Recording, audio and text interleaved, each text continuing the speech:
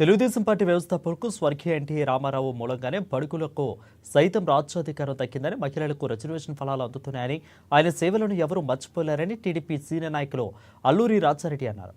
Telugu Desam party 43వ వసంతోత్సవాలు పురస్కరించుకుని party ఆవిర్భావ వేడుకలను ఆదిలాబాద్ పట్టణంలో ఘనంగా నిర్వహించారు.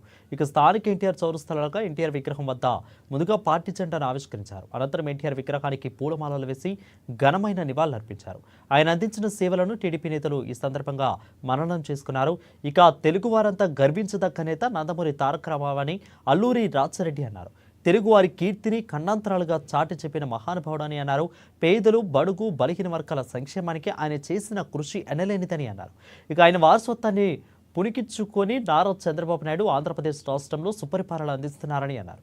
ఆయన నేతృత్వంలో పార్టీ పురోభివృద్ధికి నాయకులు, కార్యకర్తలు పాటుపడుతున్నారని అన్నారు.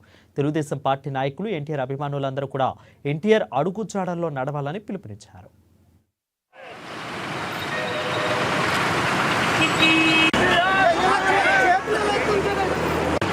తెలుగుదేశం పార్టీ 43 సంవత్సరాల వసంతోత్సవాల సందర్భంగా తెలుగు ప్రజలందరూ ఘనంగా ఎన్టీఆర్ కు ఘనమైన వీడుకోలు చెప్తున్నారు, నివాళులర్పిస్తూ.